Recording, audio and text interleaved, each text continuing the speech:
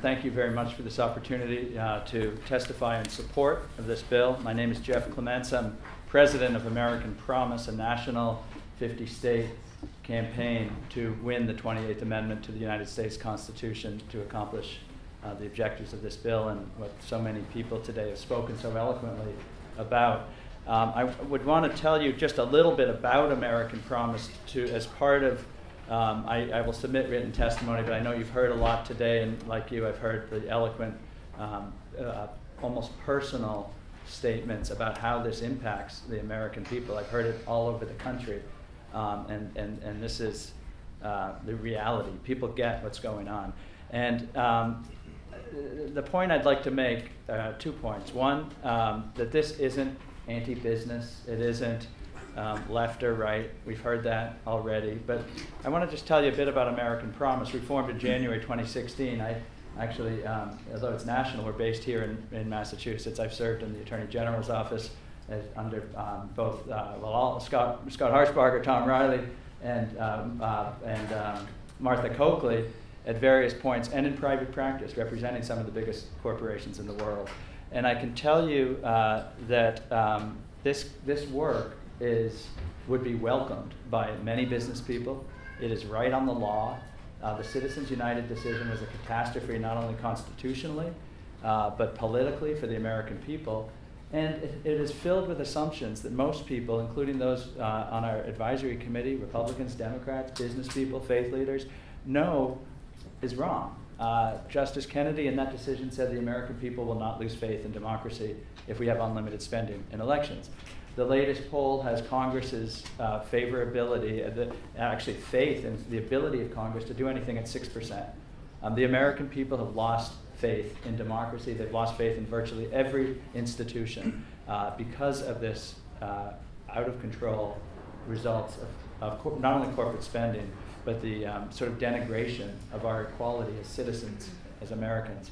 And so with people like Doris Kearns Goodwin, former Wyoming Republican Senator Alan Simpson, Mike Dukakis on our advisory council, we're knitting together a cross-partisan movement to win this amendment across the country. And so we are very much in support of this bill, and of course in support of the amendment. I want to make 2 final points. One is about, we've heard a lot about the money in politics, and I think sometimes as people who participate either as donors or as seeking office and needing to raise money, we think that it's common, and actually most Americans don't make any contributions. They are feeling locked out right now. Most of the money comes from very few people. If I may just finish with a thought on the other issue about corporate rights, which we've heard a lot today. It's very real. When I was in the Attorney General's office during the tobacco litigation, we had a policy here in Massachusetts after discovering that the tobacco corporations were targeting our children, literally. That's not an allegation, it's a proven fact.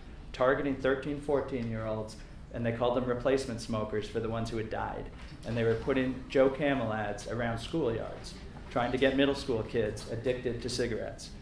We had a law that said you can't do that, 1,000-foot buffer zone around schoolyards for that kind of thing. And we won. I helped defend that law. We won before Justice Young in the federal court. We won in the Court of Appeals. It went to the Supreme Court, and we lost 5-4 with a holding that the cigarette corporations had a free speech right that trumped our right to protect our kids. That's when I first realized what was happening in this country. Citizens United is the extreme end of that. And again, beyond campaign finance, it's having effects. Attorney General Healy today trying to do a commonplace investigation of Exxon and for climate fraud, simply requesting documents. She got dragged into court in Texas, a Texas federal court, with an allegation from Exxon Corporation claiming that even asking for documents violated their 4th Amendment rights, 14th Amendment rights, and 1st Amendment rights. This is unheard of in constitutional history in America. We have to turn this around for all the reasons we heard today. I'm sorry I went over my time. I'll submit the rest of my testimony and would be happy to answer any questions. Thank you. Any questions? Thanks for being here. So if this amendment doesn't pass, what are the other options for protection? I know that I've been sued for $68 million by a natural gas power plant personally. I was a city councilor and that happened to me, and they said that I was infringing their First Amendment rights. which is pretty crazy. And it was more or less just used as a bartering chip to get me to be silenced about my position against the fossil fuel power plant. Are you thinking that a bill like this might help this case where corporations are bringing First Amendment violation rights against citizens and elected officials? Yeah, thank you, Representative, for that question, and thank you for your good work in that regard. We need a constitutional amendment to prevent that sort of thing. This bill helps us get a constitutional amendment, but it has to be a federal constitutional amendment because the Supreme Court of the United States says that corporations have those rights. That's the 5-4 decision. We need to do what Americans have done every single generation, and that's reverse a catastrophe in the Supreme Court. Correct them. They made a mistake. We can fix it, but we need an amendment to do it. The Supreme Court said women have no right to vote. The Supreme Court said that slavery is just fine. The Supreme Court said the poll tax is fine, and an income tax, a federal income tax, violates the Constitution.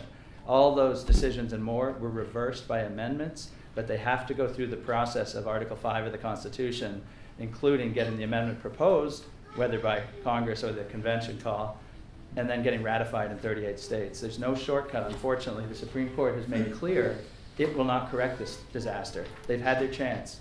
I've been part of cases that went to the Supreme Court that argued why Citizens United was wrong, helping Montana's Attorney General defend Montana's law they had in place since 1912, keeping corporate money out of elections, struck down. So this court will not fix itself. There's no shortcut. This bill will help push the amendment. And do know that this is going on in 19 states now.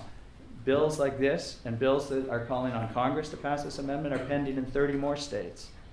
This is part of a national effort to fix this problem with the constitutional amendment. So this bill is definitely a very good contribution to that effort. It won't be enough by itself, but don't worry, we're working in other states, red, blue, and otherwise, to make sure they're doing this kind of work too. Thank you, Chairman. Thank you, Mr. Chairman.